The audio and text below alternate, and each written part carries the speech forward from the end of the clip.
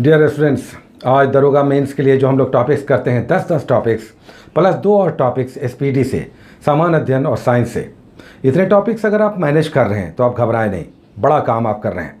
आज थोड़ा सा ब्रीफ सेशन होगा, हम बहुत ब्रीफ में और प्रयास करेंगे कि इससे कुछ टाइम बचाकर कुछ और आपके लिए हम कर सकें।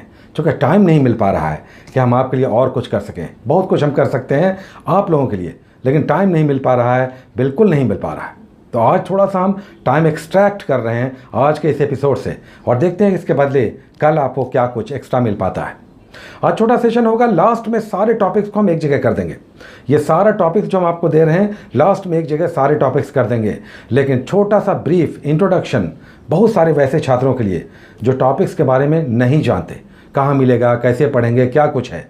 तो छोटा सा एक ब्रीफ डिटेल्स भी होगा उन लोगों के लिए जो नए हैं या जिनको बुक्स की उतनी जानकारी नहीं है, लेकिन पढ़ना चाहते हैं, मेहनत करना चाहते हैं, आगे बढ़ना चाहते हैं। लेकिन जो लोग चाहते हैं ओनली टॉपिक्स को, वो लास्ट में जाकर इन सारे टॉपिक्स का एक जगह स्क्रीनशॉट ले सकते हैं। आज जो हम लोग टॉपिक्स कर रहे हैं उसमें पहला टॉपिक आज हिस्ट्री से है, एंशिएंट हिस्ट्री से, और यह है ऋग्वैदिक काल। अब ऋग्वैदिक काल के कुछ महत्वपूर्ण तथ्य लेने हैं। इसमें ऋग्वेद के चारों वेद, उनके पुरोहित, इनमें कितने मंडल हैं, इसमें क्या है। जैसे अगर कहें कि अथर्ववेद में क्या है, तो जादू, टोना, टोनी, टुटके हैं या युद्ध है, इस तरह की बातें हैं। तो ये सब आपको समझना है कि कर्मकांड कहाँ है, कहाँ टोना टोटका है, कहाँ पर शादी, विवाह, पर्वत, नदी, ये सब है। तो डिटेल्स आपको लेना है ऋग्वैदिक काल के बारे में। दूसरा टॉपिक मॉडर्न इंडिया से हम लोग लेते हैं, जिसमें आज यूरोपियंस के आगमन टॉपिक में ये आपको मिलेगा, यूरोपियनों का आगमन। उसमें पहला पुर्तगालियों का आगमन। तो पुर्तगीज़ कैसे आए, कौन सबसे पहले आया, वास्को डी गामा, उससे भी पहले क्या कोई प्रयास कर रहा था, उसके बाद क्रमशः कौन कौन से गवर्नर आए और क्या क्या नीतियाँ इन्होंने की, ब्लू वाटर पॉलिसी कौन अपनाना चाह रहा था, कारताज आर्माडा क्या था, डिटेल्स लें। पहली फैक्ट्री कहाँ बैठी, क्या कुछ इन्होंने किया, कोई तंबाकू ला रहा था, कोई आलू ला रहा था, कोई काजू ला रहा था। तो ये पुर्तगालियों ने बहुत कुछ किया, इनकी डिटेल्स आप लें। फैक्ट्रियों के बारे में कहाँ कहाँ इनकी फैक्ट्रीज स्थापित हुई ये आप समझें। साथ ही गोवा है, दमन एंड दीव है, ये सब कैसे उन्होंने हस्तगत किया, किन किन क्षेत्रों को आपने अधिकार क्षेत्र में लिया। उसके नेक्स्ट दो टॉपिक्स ज्योग्राफी और फिजिक्स से।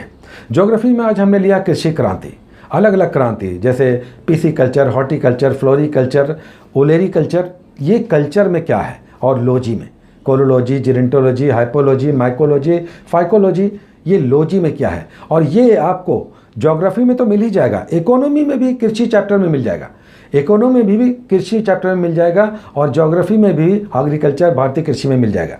और साथ ही आज हम लोग कर रहे हैं एसपीडी का साइंस, उसमें भी ये टॉपिक बहुत अच्छा दिया हुआ है, एक जगह बॉक्स बना कर दिया हुआ है। तो ये लॉजी और कल्चर आप एसपीडी में भी देख सकते हैं साइंस में, और यहाँ पर ज्योग्राफी में भी देख सकते हैं, साथ ही इकोनॉमी में भी आपको एग्रीकल्चर टॉपिक मिल जाएगा। लॉजी और कल्चर बराबर एग्जाम्स में आते हैं। और दूसरा टॉपिक फिजिक्स का है, इसमें हमने कार्य शक्ति और ऊर्जा, गुरुत्वाकर्षण के बाद एसएचएम है, सिंपल हार्मोनिक मोशन, उसे हमने स्किप कर दिया। नेक्स्ट टॉपिक है कार्य शक्ति और ऊर्जा। पूरा मत कीजिए, अगर उसमें कुछ डेटा है, कुछ यूनिट्स हैं तो वो आप कर लीजिए, जैसे 1 इलेक्ट्रॉन वोल्ट बराबर कितना जूल, तो ये सब आप ज़रूर कीजिए, एग्जाम में आता है। लेकिन इसमें आप मेनली स्थितिज ऊर्जा और गतिज ऊर्जा कर लें, ये बहुत इंपॉर्टेंट है। हाफ mv² और mgh, स्थितिज ऊर्जा इक्वल टू mgh। अब कोई पंछी उड़ रहा है, उसमें किस प्रकार की ऊर्जा है, या बर्फ का बहुत बड़ा बर्फ रखा हुआ है किसी ऊंचे मकान पे, उसमें किस प्रकार की ऊर्जा है। झील का पानी गिर रहा है, किस प्रकार की ऊर्जा है। और साथ ही ऊर्जा का रूपांतरण भी यहाँ पर आपको दिखाई देगा, ट्रांसफॉर्मेशन ऑफ एनर्जी, जैसे माइक है, माइक्रोफोन में किस प्रकार की ऊर्जा का रूपांतरण होता है, या मोटर है, बैटरी है, तो ये भी यहाँ पर दिया हुआ है। वेरी वेरी इंपॉर्टेंट ऊर्जा आप करेंगे कार्य शक्ति और ऊर्जा टॉपिक में। उसके बाद केमिस्ट्री का एक टॉपिक हम लोग करते हैं, जिसमें आज हमने कार्बन और उसके कंपाउंड यौगिक में से हीरा और ग्रेफाइट उठाया है। बस हीरा और ग्रेफाइट समझ लें, दोनों कार्बन से बने हैं, लेकिन दोनों का चरित्र एकदम अलग, एक गुड कंडक्टर, दूसरा बैड कंडक्टर, एक सॉफ्टेस्ट, एक हार्डेस्ट। कमाल का ये दोनों जोड़ा है, कार्बन का ही कंपाउंड है। तो हीरा और ग्रेफाइट कर लें, इसे कार्बन और उसके यौगिक चैप्टर में मिल जाएगा, केमिस्ट्री में, रसायन विज्ञान में। और फिर हम लोग नेक्स्ट उसके बाद का बायोलॉजी का एक टॉपिक लेते हैं, जिसमें आज बायोलॉजी के टॉपिक में बॉटनी के टॉपिक में आप जाएंगे। बायोलॉजी में, बॉटनी में यानी वनस्पति विज्ञान में, तो वहाँ पर अकारिकी है।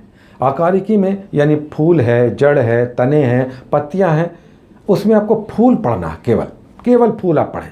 फूल से फल कैसे बनता है, इसमें जननांग को ज़रूर आप पढ़ें। फीमेल और मेल जननांग जो है, जो रिप्रोडक्टिव पार्ट है, उसे समझना, वो एग्जाम्स में आता है। और फर्टिलाइजेशन के साथ साथ पॉलिनेशन को आप पढ़ें, परागन कैसे होता है, बहुत इंपॉर्टेंट है। और फल का खाने वाला भाग, नारियल का खाने वाला भाग, सेब का खाने वाला भाग, ये सब खाने वाला भाग भी एग्जाम में आता है, तो ये भी आप कर लेंगे बायोलॉजी में।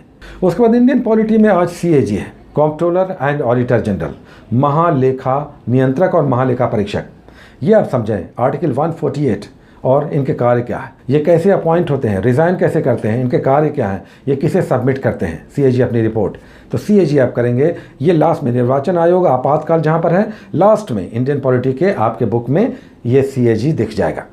और उसके बाद हम लोग एक GK का टॉपिक लेते हैं जो आज है अंतर्राष्ट्रीय सीमाएँ, बाउंड्रियाँ, इंटरनेशनल बाउंड्रीज, जैसे 49 डिग्री समानांतर रेखा, 37 डिग्री समानांतर रेखा, 17 डिग्री समानांतर रेखा, या सिगफ्रीड, मैजिनो, ये सब किस देश के बीच बाउंड्री लाइन्स हैं, ये सब आप समझेंगे। तो अंतर्राष्ट्रीय सीमा रेखाएं आपको पढ़ना है, बाउंड्री लाइन्स GK GS में।